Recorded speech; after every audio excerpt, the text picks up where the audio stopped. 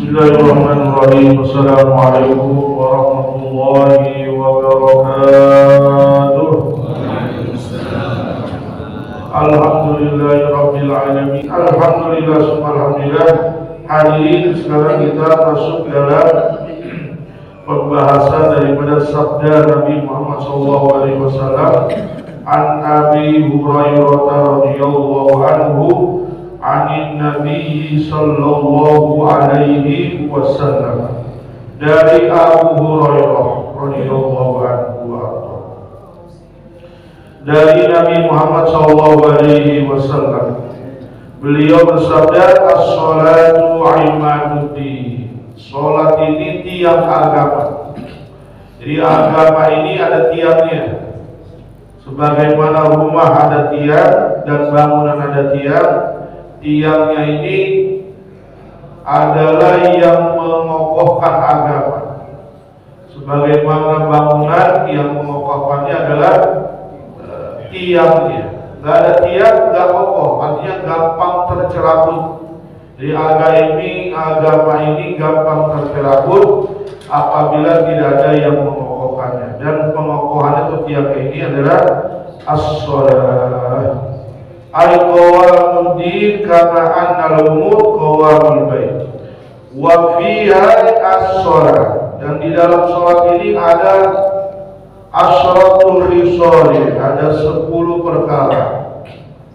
Yang 10 perkara ini cukup sebenarnya untuk kita hidup di dunia dan hidup bahagia di akhirat.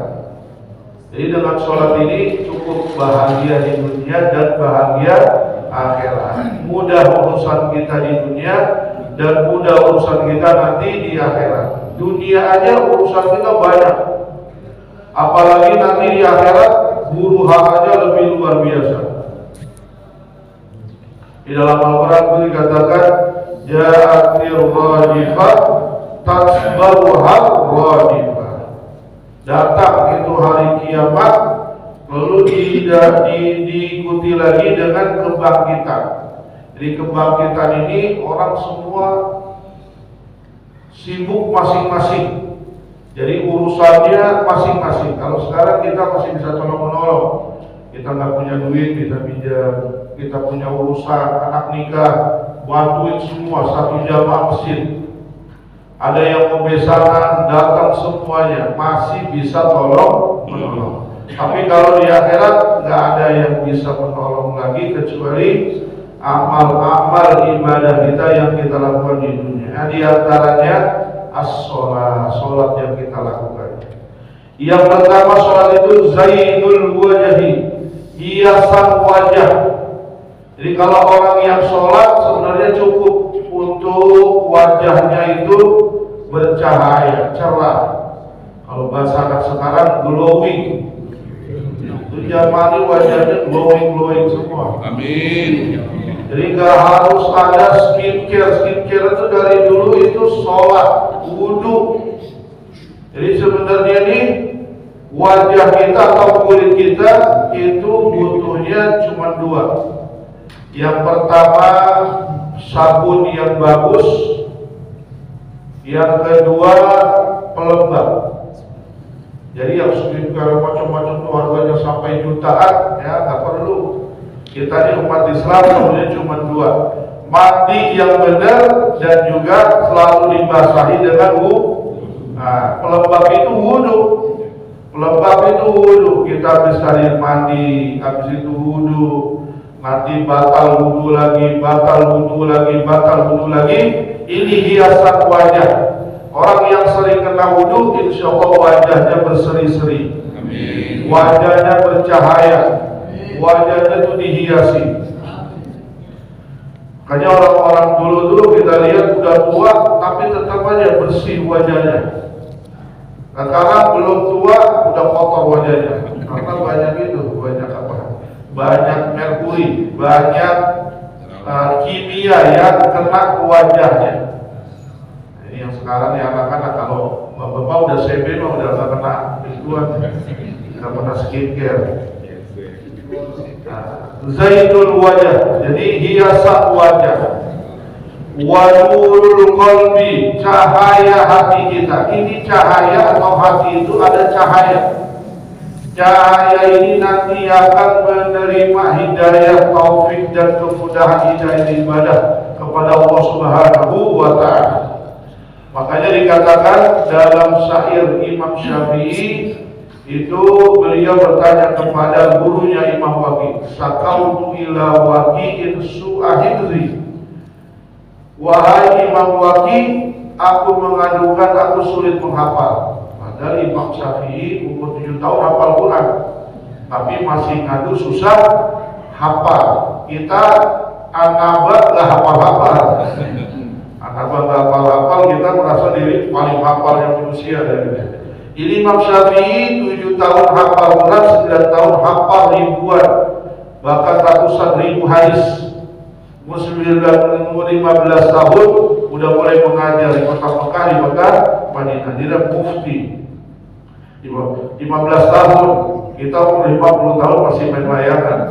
Jadi 15 tahun udah ngajar. Imam Syafi'i ngadu kepada gurunya Imam Waqi, namanya Imam Waqi. Su'ahidri, sulit untuk menghafal.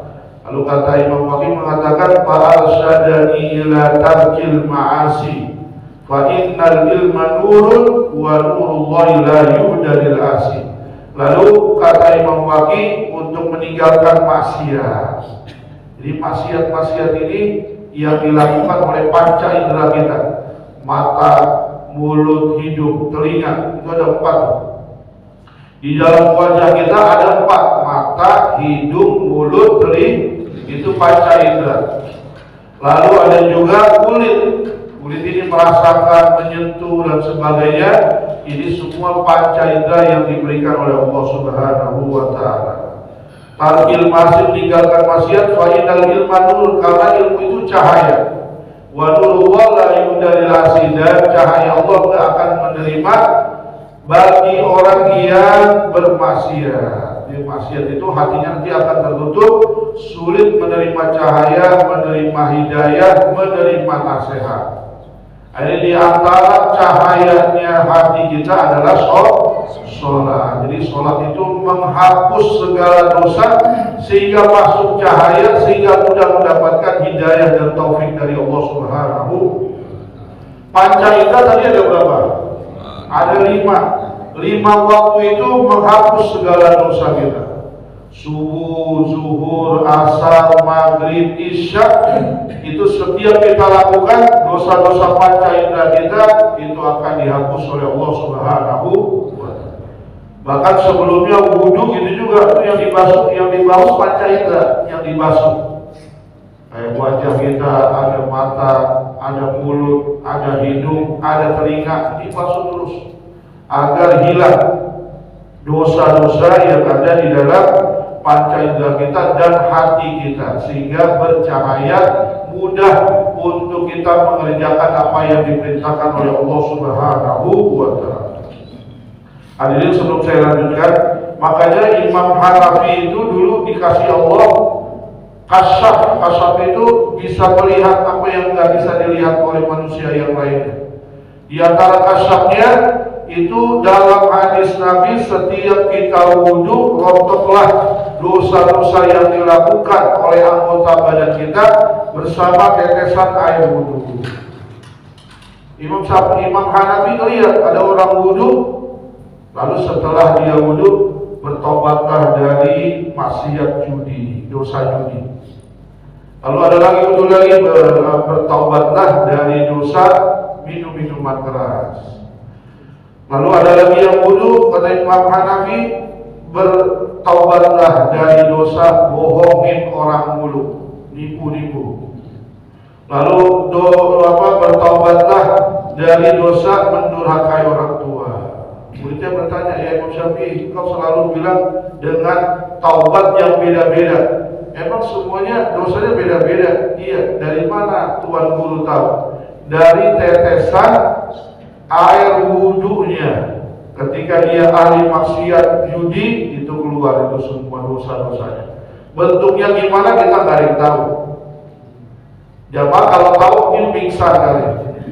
Makanya Imam Hanafi minta agar ditutup itu kasyaf, agar nggak melihat lagi aib orang lain. Jadi aib orang lain itu Imam Hanafi nggak mau melihat lagi.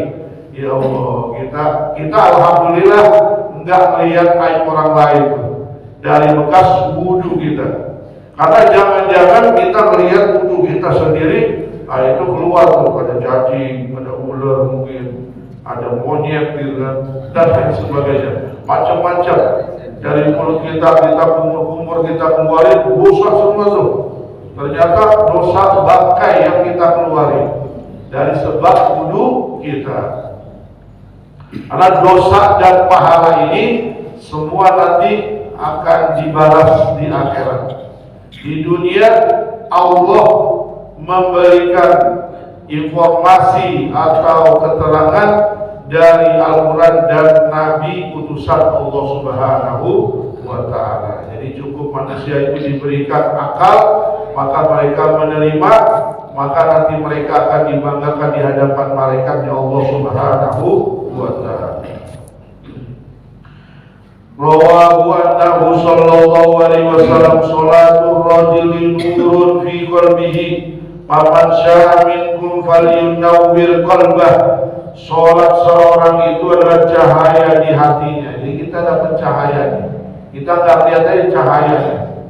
Faman syaa minkum, siapa yang bisa di antara kalian, falyunawwir qalbahu, maka hiasilah hati-hati kalian dengan cahaya dari Allah Subhanahu wa Ta'ala, yaitu dengan cara kita mengerjakan sholat 5 waktu.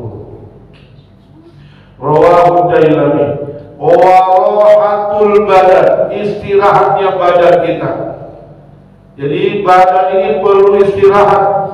Istirahatnya badan kita Allah sudah atur, yaitu dalam waktu-waktu sholat. Inna sholata 'alal mu'minina kitaban mawquta.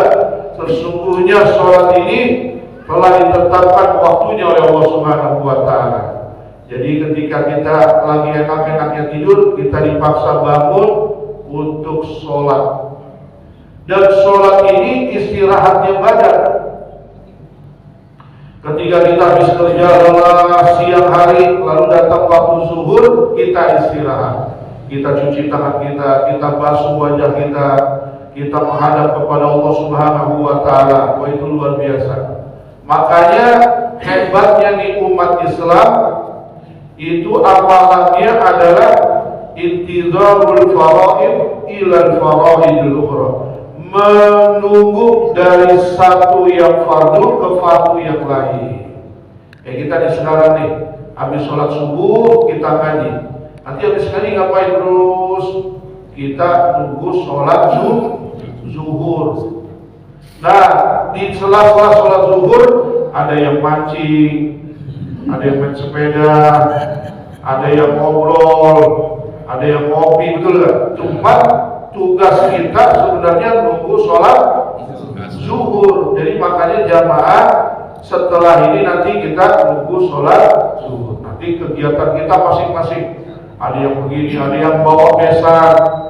Ini kayaknya langganan nih, siapa dia? Setiap minggu ada terus amin. Bawa besan masing-masing. Cuma intinya intizarul faraid ilal faraid. Menunggu dari satu fardu ke fardu yang lain. Nanti habis sholat zuhur kita istirahat tidur siang misalnya, supaya nanti sholat asar enak, badan kita seger sehat. Di sholat asar kita main, ada yang olahraga, ada yang ini, ada yang itu sebagainya, sambil nunggu sholat. Semuanya sholat yang kita tunggu. Makanya nanti di hadapan malaikat dibanggakan oleh Allah Subhanahu wa Ta'ala. Yang malaikat dulu kamu protes, aku ciptakan manusia yang menumpahkan darah. Engkau membanggakan dirimu yang selalu mensucikan diriku, kata Allah Subhanahu wa Ta'ala. Karena lihat hambaku tuh kegiatannya hanya nunggu sholat ke sholat yang lainnya. Itu insya Allah kalau kita nunggu sholat ke sholat yang lainnya, itu kita akan diwafatkan dalam keadaan husnul khotimah. Amin ya rabbal. Wa unsun Inna Allah idza anzala ahatan minas sama' ala ahli al-ardi sofa ankum maril masjid. Dari Nabi Muhammad SAW, sungguhnya Allah Subhanahu wa Ta'ala apabila ingin menurunkan bala dan bencana kepada penduduk bumi dari langit atau dari yang lainnya, sofaha ankum maril masjid, maka Allah akan singkirkan, alihkan itu bencana, kecuali tidak mengenai orang yang selalu memakmurkan masjid. Jamaah yang memakmurkan masjid, insya Allah nggak kena corona. Amin. Corona hilang, jamaah sehat semuanya. Yang penting kita makmurkan masjid atau yang lainnya semua bencana-bencana. Bahkan orang yang memakmurkan masjid itu bisa membawa kebaikan kepada tetangga-tetangga sebelahnya. Jadi kita tadi baca doa astagfirullahaladzim wa walidayya wa jamil muslimina wal muslimat wal mu'minina wal mu'minat. Itu dikatakan dalam riwayat, siapa yang membaca ini istighfar, dirinya diampuni, orang tuanya diampuni, dan tetangga-tetangga sebelahnya itu juga akan mendapatkan rahmat dari dia baca itu istighfar. Astagfirullahaladzim li walidayya wa jamil muslimin wal muslimat wal mu'minin wal mu'minat. Makanya beruntung orang yang tinggal dekat masjid atau orang yang biasa ke masjid. Di sebelahnya itu ada orang-orang, itu dapat berkahnya. Berkah orang yang selalu melangkahkan kakinya ke rumah Allah Subhanahu wa Ta'ala. Cuman karena ada beberapa rumah itu, ada yang satunya selalu ke masjid, sebelah kanan, kiri, depan, belakangnya jarak ke masjid. Itu lihatin, mana Pak Haji? Ke masjid. Udah tahu ke masjid, gitu kan ditanya. Ya ke masjid pasti, dia udah masih aja korek-korek sepedanya. Kalau ke masjid, cuman bersyukurnya kalau dia paham, alhamdulillah. Sebab kalau satu lingkungan itu nggak ke masjid, udah itu tanda-tanda kena bala. Bala yang terbesar bukan bala dunia, tapi bala hilangnya agama kita, atau jampang tercerabutnya iman kita kepada Allah Subhanahu wa Ta'ala. Rawahul Askari wa unsun fil qabri. Ini sholat, kata Nabi Muhammad SAW, itu memberikan kebahagiaan kepada yang melakukannya di alam kubur. Jadi alam kubur itu sendirian, gak ada yang nemenin. Istri kita yang cantik, anak kita yang banyak, sahabat kita nih yang banyak, dan seterusnya. Itu ketika nganterin semuanya gak ada yang mau ikut. Mama aja dari dua, bapak udah ada inceran lagi. Mama dia meninggal. Kalau papahnya yang meninggal, nangis-nangis tuh mamanya. Dan 3 bulan, 4 bulan kemudian, nikah lagi deh. Rumahnya yang dikasih sama suaminya, buat suami baru. Gitu. Semuanya gak ada yang mau ikut. Ini satu-satunya yang ikut atau diantaranya amalan yang ikut, yang membahagiakan, yang membuat kita senang, itu sholat kita. Makanya ketika kita sholat, kita harus senang, harus bahagia, harus bersegera. Maksudnya ini penjelasan dari Nabi Muhammad SAW agar ketika waktu sholat itu datang, kita senang, bahagia. Sebagaimana kita bahagia dapat kabar, dapat SMS, Ustadz Fadilah besok umroh. Amin ya Rabbal. Gila kan tuh? Gila. Padahal umroh belum tentu diterima, belum tentu diterima. Tapi kalau misalnya sholat yang kita lakukan, itu mudah-mudahan itu menjadi penyebab kita mendapatkan kebahagiaan, ketenangan, dan kehiburan atau hiburan di alam barzakh, di alam kubur. wa munzilur rahmah, dan sebab diturunkannya rahmat. Rahmat Allah ini macam-macam, ampunan, lalu keberkahan, semua itu semua rahmat dari Allah Subhanahu wa taala. Ada orang yang hidup kaya raya, mobil mewah ada 3, rumah punya 3 di Pondok Indah, di Bintaro, apa nih yang mewah? Tapi kayaknya nggak ada ya. Di Pondok Indah nggak ada yang punya 3 mewah. Di Pondok Indah semuanya, tapi hidupnya nggak tenang. Berarti nggak dapat rahmat dari Allah Subhanahu wa taala. Ada orang rumahnya sederhana, ya cuma di situ aja, makan di situ, tidur di situ, naruh motor di situ, tapi bahagia karena dia sholat, dia dapat rahmat dari Allah Subhanahu. Jadi ukuran bahagia dapat rahmat dan berkah bukan dilihat dari mobil yang kita miliki, kendaraan yang kita miliki, lalu rumah yang kita miliki, bukan semuanya. Ini rahmat keberkahan dari Allah, itu sebab diantaranya sholat kita kepada Allah Subhanahu wa ta'ala. Ada kita punya saudara, punya guru saudara juga. Itu hidupnya nggak punya sepeda, nggak punya motor, tapi istrinya 3. Amin ya Rabbal. Yang nyari istri kedua aja istri pertama, enak kan? Ini jarang-jarang ini manusia kayak gini. Nah kerjaannya dia ngajarin anak ngaji. Dari dulu lalu setelah itu habis maghrib sholat berjamaah, berzikir, ngajar takrib kayak gini.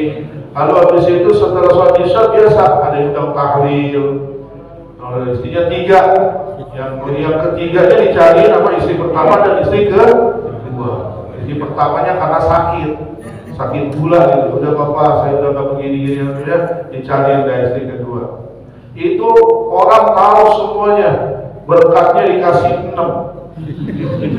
Maka istrinya 3. Yang satu buat yang pertama, yang kedua, ketiga. Berkah luar biasa. Motor nggak punya, sepeda nggak punya. Kemana-mana kendaraan siap di depan rumah. Enak kan? Dijemput maksudnya. Jemput tuh sama jamaah masjid. Assalamualaikum. Saya siap-siap udah pakai naik keren. Pulang diantarin lagi. Mau kemana aja ada kendaraan. Itu artinya mendapat rahmat berkah dari Allah Subhanahu wa ta'ala. Ada juga orang yang punya mobil mewah, bukan dia yang ngendarain, sopirnya dulu. Dia yang naik Grab terus dan lain sebagainya. Pokoknya banyak ini kisah-kisah manusia itu yang mendapatkan rahmat dari Allah Subhanahu wa ta'ala, sebab diantaranya itu rahmat atau sholat yang dilakukan dengan benar. Nanti kita bahas tentang bagaimana ini akan turun kepada hamba Allah Subhanahu wa ta'ala dari sholatnya. Wa miftahus sama, dan pintu dan kuncinya langit agar terbuka doa-doa kita itu diantara diawali dengan sholat kepada Allah Subhanahu wa ta'ala. Kita sholat subuh, lalu kita istighfar, lalu kita sholawat, kita berzikir, kita berdoa. Itu sebab agar pintu langit dibuka dan doa-doa kita didengarkan oleh Allah Subhanahu wa ta'ala. Rawahu sallallahu alaihi wasallam qala as-salatu qurbanun kulli taqiyyin. Salat itu adalah cara mendekatkan diri yang paling cepat untuk orang-orang yang bertakwa kepada Allah Subhanahu wa ta'ala. Ini cara yang paling cepat. Dan ini setiap hari dilakukan. Dari bangun tidur sampai tidur lagi. Itu Allah udah kasih caranya agar dekat dengan Allah Subhanahu wa ta'ala. Di antaranya perintah sholat. Bagaimana dekat kepada Allah, dekat kepada orang yang kita cintai dan sebagainya. Kita cari wasilahnya. Ini dekat dengan Allah kita dengan cara sholat, maka kita kerjakan sholat. Sebelum subuh kita sholat tahajud tadi, udah bangun lah tuh. Ada sholat witir, sholat qobliyah subuh. Tadi ada tahiyatul masjid, luar biasa. Udah jamaah insya Allah ahli surga semua. Karena sholatnya luar biasa tahiyatul masjid. Nanti sholat duha lagi. Nanti malam sebelum tidur ada yang melaksanakan sholat witir dulu. Sholat semuanya. Dan di dalam sholat ini ada bacaan Al-Quranul Karim. Apalagi kalau kita hafal Quran atau minimal hafal juz 30 lah. Baca, kadang-kadang kita baca amma yatasaalun 'anil naba'il 'azim alladzi hum fihi mukhtalifun. Kalau enggak hafal Quran, beli Al-Quran yang gede 1 meter kali 1 meter. Kalau bikin kayak gitu tuh lihat baca sambil baca 1 lembar 1 rakaat, 1 lembar 1 rakaat sambil nikmatin di dalam sholat. Karena kata Imam Ahmad bin Hanbal, orang yang sholat lalu dia baca Al-Quran, 1 hurufnya 100 kebaikan di dalam sholat, tapi sholatnya berdiri. Tapi kalau ada yang sholat lalu dia baca Al-Quran, sholatnya sambil duduk, maka 1 huruf 50 kebaikan sambil duduk. Karena sholat sunnah boleh sambil duduk, walaupun kita kuat berdiri ini, tapi karena sholat sunnah kita duduk di kursi untuk kita melaksanakan sholat sunnah. Tapi kalau sholat fardu wajib berdiri. Tadi ada pembahasan tingginya. Jadi ketika takbiratul ihram itu orang yang kurang kuat berdirinya tapi masih kuat berdiri, wajib tetap itunya apa, takbiratul ihramnya berdiri. Allahu Akbar. Jadi ketika udah baca Fatihah imam, terus imam baca surat Yasin, marah nih imam nih, orang tua sakit, asal surat masih bacanya Yasin. Akhirnya dia duduk, nggak apa-apa. Yang penting takbiratul ihramnya berdiri. Nanti rukunya juga sambil duduk. Jangan nanti rukunya berdiri, maksudnya berdiri gitu ya, lalu sujudnya duduk. Nah, ini juga kurang menurut ilmu fikih. Jadi kalau mau sujudnya sambil duduk, rukunya juga harus sambil duduk. Gitu paham ya? Jadi kalau misalnya sujudnya sambil duduk, maka rukunya juga sambil duduk. Karena rebahan badan itu harus lebih rendah sujud daripada ruku. Kalau rukunya sambil berdiri, ruku itu jajar. Nanti sujudnya sambil duduk, itu lebih rendah ruku daripada sujud. Jadi nanti banyak itu pembahasan ilmu fikihnya. Nah, yang pasti kalau misalnya mau sholatnya sambil duduk, kalau wajib takbiratul ihramnya sambil berdiri. Setelahnya boleh duduk. Terakhir hadirin, ini kalimat la ilaha illallah, jangan diremehin. Itu siapa yang dalam kitab Irsyadul Ibad ila Sabilir Rasyad dikatakan, siapa yang mengucapkan la ilaha illallah, dihapus segala dosa dan kesalahannya. Misalnya 1 lembar dosa semua nih. Dosa nih, lihat ini, lihat janda, sampai ujung hari itu malam. Lalu dia ucapin la ilaha illallah, dihapus itu kesalahannya, diganti salahnya lagi dengan kebaikan. Itu kalimat la ilaha illallah, 1 kali doang. Mudah-mudahan kita selalu diberikan oleh Allah kekuatan taufik hidayah, selalu mendirikan sholat. Amin ya rabbal. Karena Nabi Ibrahim aja berdoa, Rabbi ja'alni muqimas sholat wa min dzurriyyati. Nabi Ibrahim tuh, kita lebih-lebih lagi doanya harus lebih banyak daripada Nabi Ibrahim, agar diri kita dan keluarga kita selalu dan senang mendirikan sholat. Amin ya rabbal alamin. Wallahu a'lam bishawab. Mudah-mudahan apa yang saya sampaikan bermanfaat dan dapat menolong hati kita semuanya, dapat kita amalkan, dan mudah-mudahan kita berikan panjang umur, sehat walafiat, bisa berjumpa lagi di lain waktu. Amin ya rabbal. Aku dzikri fa